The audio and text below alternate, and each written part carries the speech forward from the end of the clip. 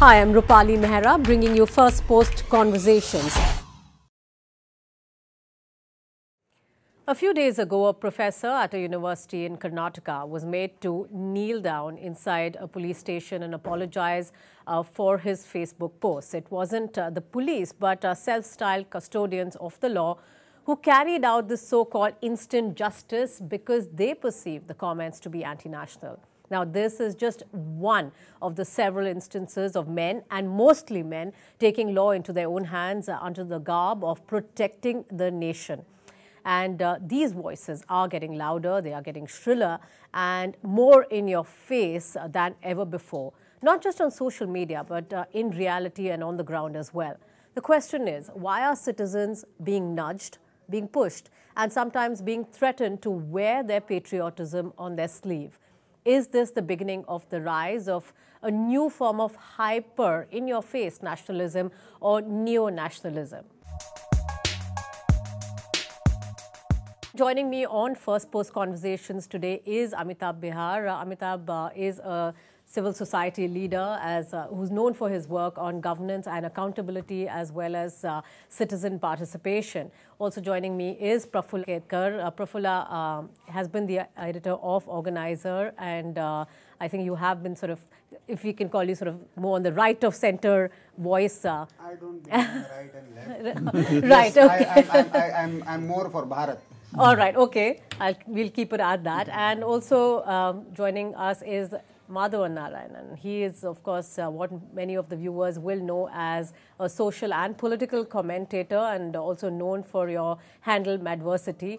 Extremely well known for that. So thank you, gentlemen, for joining us. Let's begin with the first question, and I'll put it to you, Amitabh. The complexion of nationalism has changed over the last few years. What was once seen in a very positive sense, today is almost seen as something that people fear or feel that they have to prove. Mm-hmm. So, partially yes and partially no. The no is that I think there's nothing to fear in terms of the idea of nationalism. As in the idea of India, the Indian Republic has come out of a nationalism struggle. Right. So that's really the heritage that we embody. But what we're looking at is, as in the idea of nationalism, the way India defined, it was really in the preamble of the Constitution. Yes. That's the promise of Indian nationalism, that we'll create a just society, we'll create an equal and a free society. So I don't think that there's anything to fear nationalism. Probably you're talking about how it's getting played out in certain sections. And that's obviously worrying, as in the example that you start with is hugely worrying. As in, absolutely no vigilante group has the authority to make others conform to their ideas of nationalism. Right. And I would say nationalism is something which is extremely creative, and it is one of the, I would say, the critical ways of taking the human society ahead.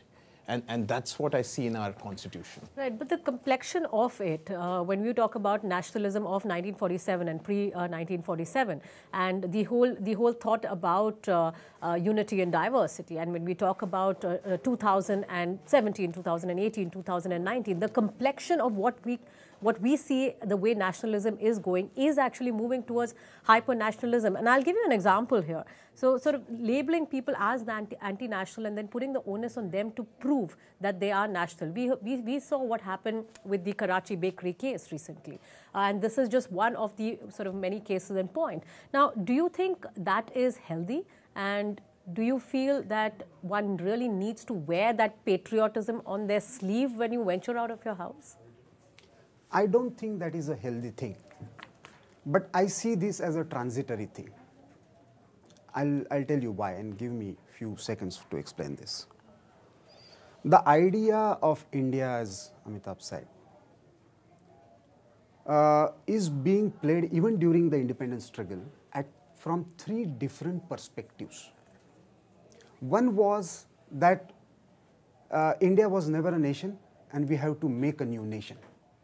And Nehru carried that idea. Nehru was not anti-national. His idea of looking towards India was a discovery for him. because he was saying is the idea of nationalism came only after 1648, the Westphalian Treaty. But before that, at least in the recorded history of India, you find at least 4,000 mentions of the word Rashtra. Do you mean to say that before 47 we were never conceived ourselves as a nation? And there is a third idea. There is a third idea which believed that India was never a nation and India will never be a nation. And intellectually that idea was prevailing. Now what has happened is, people have started contesting this idea intellectually. Now the incident you quoted, or rather I would say misquoted, because I have investigated personally that Karnataka police were present in that particular case. And in that particular thing, when the situation is, heightened at the border level against Pakistan, and somebody is saying the thing which is hurting the common people and they are coming out, it is a reaction. I don't think as a rule. Yeah. I don't think I agree with you. The Karnataka police was present. This happened inside the police station. I don't think this is a rule. It's not about and I'm not defending that.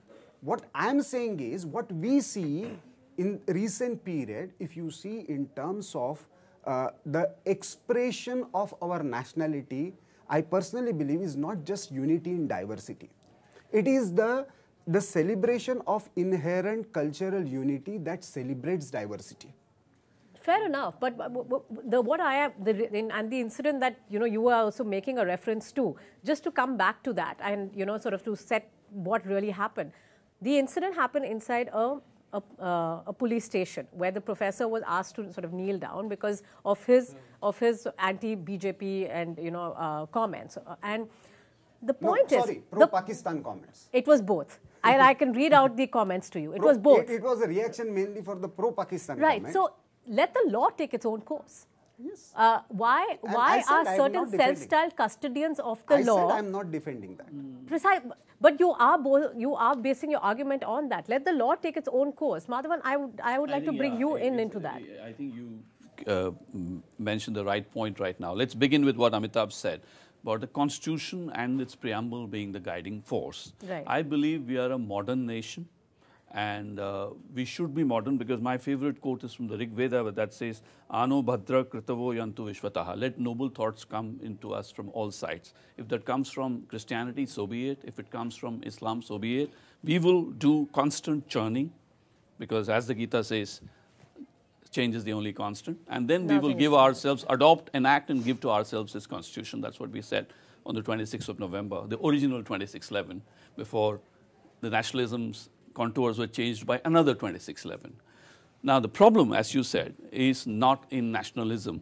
The problem is in the replacement or supplanting of nationalism with some kind of a mob mentality, where the institutions are being degraded and arbitrary self-appointed vigilantes take the place of patriots of the original.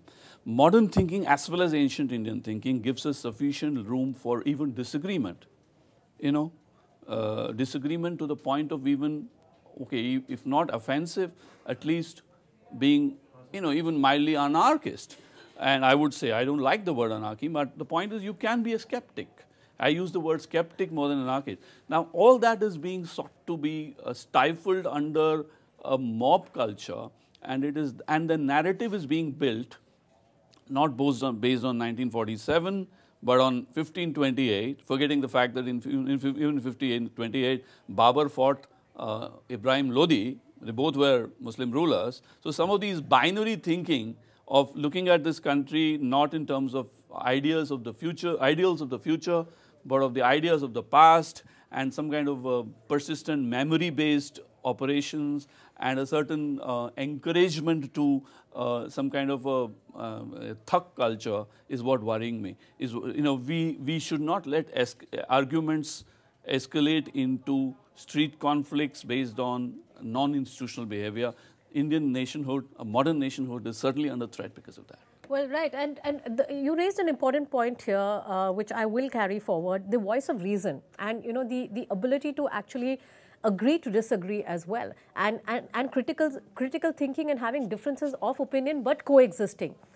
Is that space shrinking, Amitabh? I think that's absolutely shrinking. I think there's absolutely no doubt that we've already heard and seen enough examples where jingoism, where vigilantism has actually taken over the role of rule makers, or rather the people who are supposed to ensure law. So there is complete breakdown of rule of law when it comes to contentious issues of this kind, which is completely unacceptable. So I would say that we need to look at the issues as two separate buckets.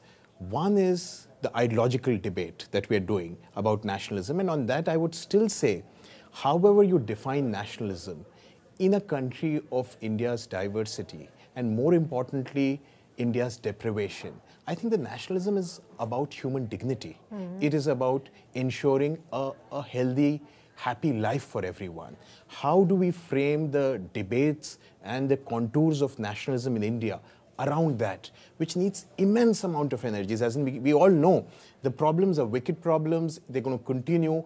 And then there is another bucket, which is about the conflict that we're talking of, which is essentially a law and order problem, and it should be dealt like a law and order problem. As in the problem Absolutely. is that the rule of law is not functional. And there are certain instances that are almost being celebrated, if not highlighted. You go there out on the streets, it is mostly men who are taking law into their own hands, and there is jingoism, there is this this whole a very, very masculine form of protest or making your voice heard.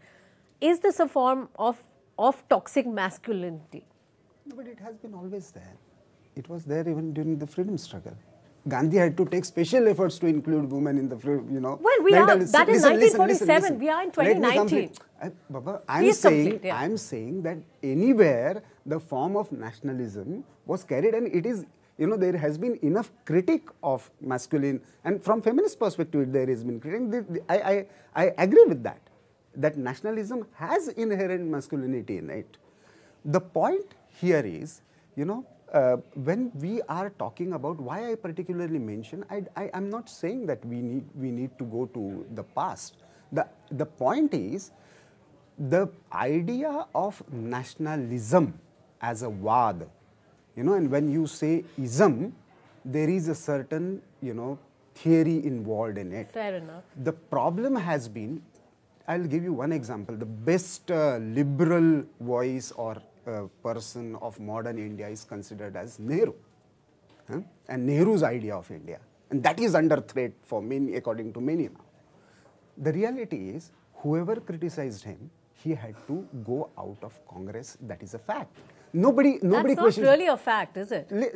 You go to the history. I will name economists. I will name people. I would love to hold a historic debate on this, but I don't think that is a fact. This, I would think, is a very different form of nationalism we are seeing today from what it was in 1947. I think his point is well taken. I like the idea of tolerance and acceptance being part of the ideals. But what does it, from the wholesale level to the retail level, when the idea comes, what is it for the common man? You asked about the masculinity. Yeah. You are talking about just what you are seeing on the road. If you see on the, social media posts, for example, the Twitter handles, for example. I am coming to that. Yeah. That has played a role. Please try and understand. Let me just interrupt and say, let me make a naughty intervention. That we've been spending too much time looking at Marx and Gandhi and Vivekananda in understanding India. It's time to bring in Sigmund Freud. There are lots of issues related to psychology of aggression and repression that plays out in some of these nationalistic discourses. Does it come from insecurity? Does it actually stem from a deep insecurity? Insecurity and a perceived inferiority complex based on narratives. Right. The problem with politics today is that it feeds on several narratives. There is an Nehruvian narrative that caste is bad, okay? Accepted in some.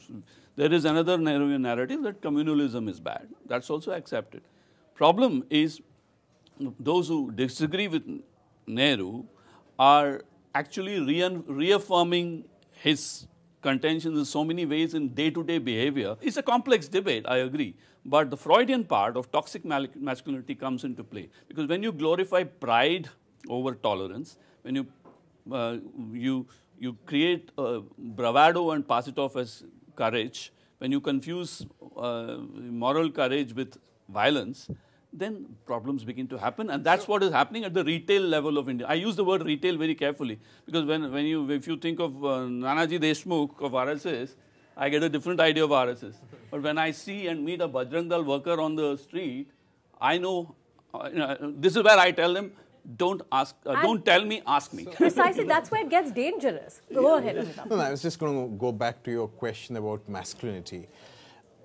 I so completely agree with that the kind of jingoistic nationalism we look at is so masculine in its character. I want to bring in the idea of peace. As in with peace, as in I can understand people at the moment strategically saying that no, there has to be a military response. That could be a strategic understanding. But to go after people who talk of peace as anti-nationals is hugely problematic. And you know, that completely defies the logic of the idea of India, the way I understand, the way Vivekanand talked of, the way Gandhi talked of. So I think if you don't start understanding that ultimately nationalism is not built, for me, around the boundaries, but it's about the compassion, it's the values that the nation actually embodies. So if you don't bring that in, I think there's a huge problem. Let me complicate the conversation a little further. As in, I've grown up believing that internationalism is also a very positive value. As in, and that's again part of our Indian culture, as in we have heard of Vasudhaiv Kutumbakam forever. And now to not even think of internationalism is a huge problem. So there are certain critical core values which the human civilization was trying to move towards.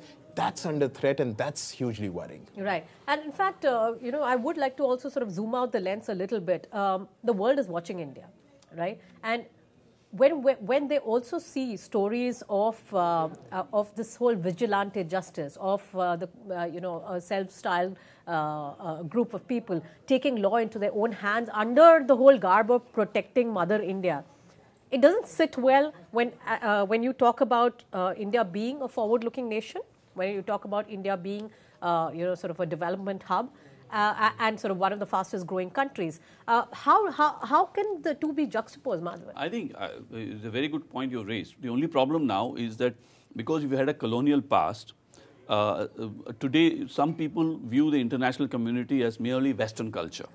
They do not see it as positive feedback or an ideal to emulate, because that's why a lot of anti-Nehruvians see Nehru not as an eclectic Indian, but as a westernized Oriental gentleman. Right. And a vogue, as he was called. So they say he's not Indian enough. So the real question is, what is culture and what are your values? So your question was about development and economic growth and that being perceived through a different lens. Precisely. But and a lot of people you think that you're being inferior when you're pandering to somebody else abroad. So today the role model for India is either Trump's America, which has become inward looking, or China, which is, you know, after decades of communism, they are practicing aggressive nationalistic materialism.